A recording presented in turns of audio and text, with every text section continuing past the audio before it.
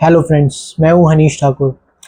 मैंने अपनी पहली वीडियो डाली थी कम से कम 2 हफ्ते पहले डाली होगी, जिसमें मेरे 3-4 व्यूज़ आए थे। लेकिन बाद में वो फिर 20-25 व्यूज़ हो गए थे। तो उस पे 2 सब्सक्राइबर भी बढ़े थे, लेकिन अब वो घट के 1 हो गया है। मेरे को लग रहा है कि शायद मैंने वीडियो नहीं डाली तो इसलिए वो कम हो गया होगा।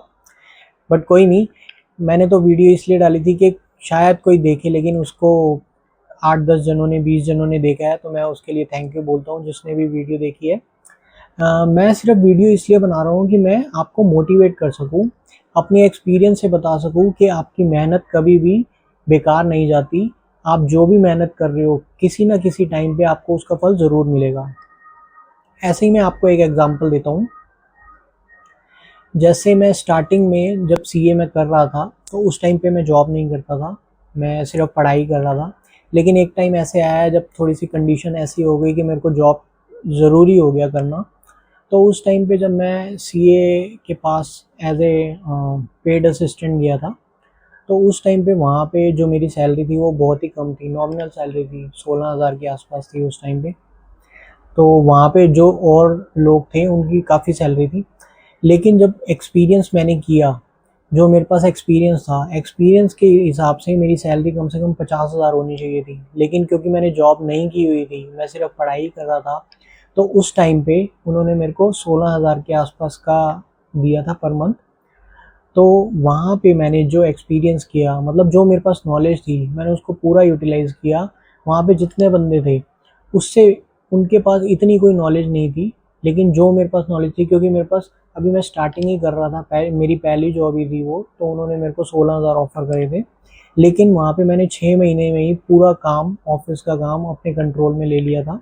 6 महीने के अंदर-अंदर सारे मेरे को ही रिपोर्टिंग कर रहे थे, क्योंकि नॉलेज तो थी, क्वालिफ़िकेशन भी मैं उस टाइम पे सीए कर ही रहा था, मतलब मेरी फाइनल में ही था मैं, तब मैंने जॉब स्टार्ट करी थी। तो मैं ये कहना चाह रहा हूँ कि आपकी जो नॉलेज है, जो आपका हार्ड वर्क है, वो कभी भी वेस्ट नहीं जाता। उस टाइम पे मैं सोचता था, जब मेरी जॉब नहीं लगी थी, तो उस टाइम पे मैं सोचता था कि मतलब मेरे में क्या ऐसी कमी है जो मैं जॉब नहीं कर पा रहा है, या मेरे को कोई इतनी इनकम जो मेरी होनी चाहिए पोजीशन वो नहीं मिल पा रही। लेकिन जैसे-जैसे आप लाइफ में आगे बढ़ते हो, आप अपने जो लेवल है उसको अचीव करते जाते हो। पहले आपको लगता है कि नहीं ये काम मुश्किल है, लेकिन जैसे-जैसे आप उस काम को करते हो, तो आपको पता चलता है ये काम तो बहुत ही ईज़ी था। ये तो मैं कभी भी कर सकता था, ये तो मुझे आता ही था। बिना करे ही मैं कर सकता था। तो इसीलिए मैं कहता हूँ कि जो भी आप हार्ड वर्क कर रहे हो, जो भी परिश्रम कर रहे हो, उसको कभी भी वेस्ट मत होने देना। उसका फल आपको ज़रूर मिलेगा ही मिलेगा, ये आप लिख के ले लो। ये हो सकता है कि उसमें टाइम लगे आपको, कि कुछ टाइम हो गया कि हाँ भाई आप हार्ड वर्क कर रहे हो लेकिन उसका रिज़ल्ट नहीं मिल रहा। इंस्टेंट रिज़ल्ट मिलना बहुत मुश्किल होता है। लेकिन जैसे-जैसे आप परिश्रम करते रहोगे, हार्ड वर्क करते रहोगे, आप एक उस लेवल पे पहुँच जाओगे जहाँ पे आप जब पीछे मुड़ के देखोगे ना, तब आपको पता चलेगा कि जो भी आपने हार्ड वर्क किया है, वो उसका फ़ायदा आपको अब मिल रहा है।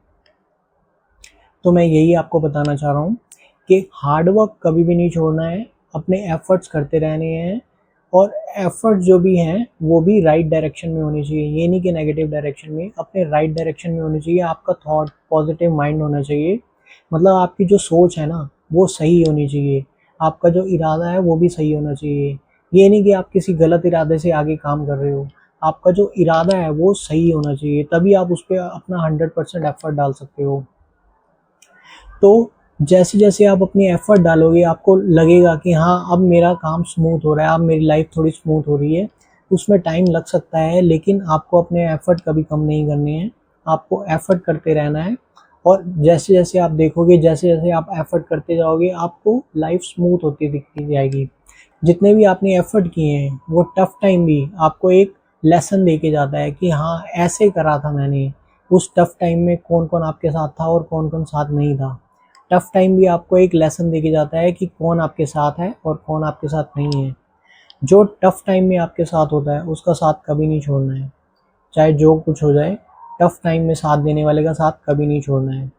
जब आप अपनी पीक पे होते हो, तब आपके साथ बहुत सारे लोग आ जाएँगे, जो आपको पता भी नहीं होगा आपके साथ में हैं या नहीं हैं। लेकिन जो टफ़ टाइम में आपके साथ 1 या 2 बंदे होंगे, वो आपको बताएँगे कि हाँ, ये वाला टफ़ टाइम में उन्होंने आपके साथ सरवाइव किया है तो उनका साथ कभी नहीं छोड़ना है। जब आप पीक पे चले जाओगे वहाँ पे तो आपको हज़ारों लोग मिल जाएंगे आपका साथ देने वाले, पार्टी करने वाले, लेकिन जो टफ टाइम में आपके साथ होगा ना, उसका साथ कभी नहीं छोड़ना है। तो इसीलिए हार्ड वर्क करते रहना, अपने जो डायरेक्शन है, जो अपने थॉट्स हैं वो सही रखना, और टफ टाइम वालों का कभी साथ नहीं छोड़ना। बस मैं इसी मैसेज के साथ ये वीडियो बना रहा हूँ। स्टार्टिंग में मैंने थोड़ा सा इसको लाइट रखा, लेकिन क्योंकि जो मेरा मैसेज है वो सिर्फ एक ही है, हार्ड वर्क करते रहना है, अपने जो आपका माइंडसेट है वो पॉजिटिव रखना है, और अपने लक्ष्य को प्राप्त करना है। चाहे जो कुछ भी हो जाए, आप चलते रहो चलते रहो चलते रहो, एक दिन रिजल्ट ज़रूर मिलेगा, आप सक्सेस ज़रूर पाओगे। इसी के साथ मैं वीडियो को ख़त्म करता हूँ। Thank you.